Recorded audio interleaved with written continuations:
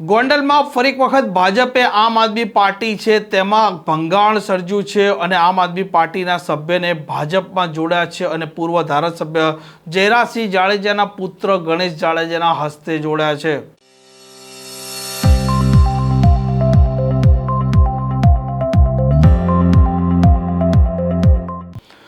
નમસ્કાર, આપ જોઈ રહ્યા છો હોટલાઇન ન્યૂઝ અને હું છું આપની સાથે તોફિક ગાંચી। ગોંડલમાં એક લાંબા સમયથી રાજકીય વોર છે તે ચરમસીમા પર દેખાઈ રહ્યો છે, કેમ કે આમ આદમી પાર્ટીના નેતા જિગીશા પટેલ અનેક વખત કાયદો વ્યવસ્થા અને ભાજપના દમનના સામે અવાજ ઉઠાવતા હોય છે અને સ્થાનિક સ્વરાજની ચૂંટણીમાં પણ માહોલ ખૂબ ગરમાયો હતો। જો કે આમ આદમી પાર્ટીને સફળતા મળે છે, તેમના કેટલાક ઉમેદવારો છે તે જીતે છે અને તે સમયે પૂર્વ ધારાસભ્ય જયરાસિંહ જાડેજાએ કહ્યું હતું કે ભલે તે જીતી જાય પરંતુ તેમને તે ભાજપમાં જોડી દેશે અને હવે કાજલબેન નામના તાલુકા પંચાયતના આમ આદમી પાર્ટીના સભ્ય ભાજપમાં જોડાયા છે અને તેમણે આ મામલે શું કહ્યું છે તે પણ સાંભળીએ।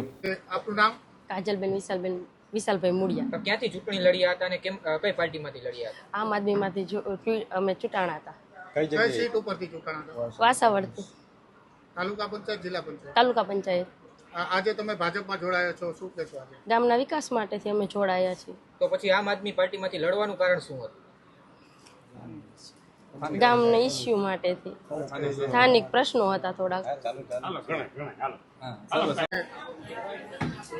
બાબુ, આજે તાલુકા પંચાયતના એક સભ્ય ભાજપમાં જોડાયા છે, શું કહેશો?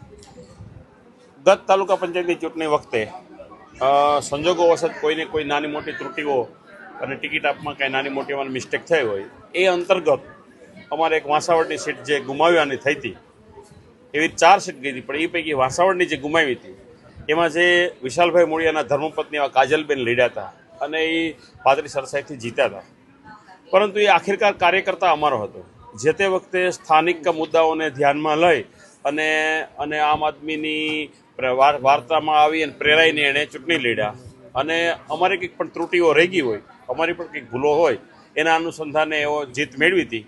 તો હવે આજે ફરીવાર 3-4 મહિનાના અંતે તેઓને એવું સમજાયું કે આમ આદમી પાર્ટીમાં જીતી કે આમ આદમી પાર્ટીની વિચારધારા એ મને માફક આવે એવી નથી, કારણ કે આમ આદમી પાર્ટી જે બીજા રાજ્યોમાં જે રીતે ખેડૂતો ઉપર દમન ગુજારી રહી છે એ બધું એના ધ્યાનમાં આવ્યું, એટલે પછી આખિરકાર એણે કીધું અને સુબહ કા ભૂલા શામ ઘર પર આયે તો ઉસે ભૂલા નહીં કહેતે, તો અમે પણ એમને આવકાર્યા છે અને આગામી દિવસોમાં એ કાજલબેન અમારી જે 18ની ટીમ છે, હવે અમારી 19ની ટીમ છે અને હજી પણ હું તો તમારા માધ્યમથી જે કોઈ તાલુકા પંચાયતના સભ્યો હોય કે જેઓ ખરેખર વિકાસ સાથે જોડાયેલા હોય, જેઓને વિચાર લોકોનું ભલું કરવાની તમન્ના હોય, તે તમામ લોકોને અમે આવકારીએ છીએ કે આવો, કારણ કે અમારે રાગદ્વેષ છે જ નહીં અને અમે જીત્યા પછી ભાજપ કોંગ્રેસ પક્ષાપક્ષી ભૂલી જાય છીએ। અમે તો વિકાસ માટે બધાને કેમ મદદ કરી શકીએ એના અનુસંધાને હોય છે અને અમે જોયું છે કે જે 2-3 બીજા સભ્યો છે એ પણ આખિરકાર તો કંઈક ને કંઈક પહેલાં ભાજપમાં જ હતા, પણ જ્યારે કોઈ મોટું સંગઠન થાય તો એમાં નાના મોટા ચૂચું હાલતું હોય છે, તો એ અંતર્ગત કદાચ અમારા 2-4 કાર્યકર સામા ગયા હોય અને જીતા હોય, તો અમારા એક બેન કાજલબેન પણ અમારી સાથે જોડાણા છે। આગામી દિવસોમાં બધાને હું વિનંતી કરું છું કે આખિરકાર આપણે બધાએ સાથે રહી અને લોકોના ભલા માટે પ્રયત્ન કરવાનો છે, તો આવો ભારતીય જનતા પાર્ટીની વિચારધારા સાથે જોડાવ અને આપણે સૌ સાથે મળી આ તાલુકાનો વિકાસ કરીએ। જેમ આપણો ધારાસભ્ય શ્રી જયરાસિંહ જાડેજા અને એમનો પરિવાર છેલ્લા 30 વર્ષથી જ્યારે ગોંડલની સેવા કરવા માટે જોડાયેલા છે અને લોકોનો પ્રતિસાદ એટલો મળે છે, તમે વિચાર કરી લો, ગત ચૂંટણીમાં પર્સન્ટેજ વાઇઝ જોઈ લ્યો કે ભારતીય જનતા પાર્ટીને 72% મત મળ્યા, આમ આદમી પાર્ટીને 22% મત મળ્યા, તો સામાન્યતઃ આપ બધા જોઈ શકો છો કે કેટલો ગેપ છે।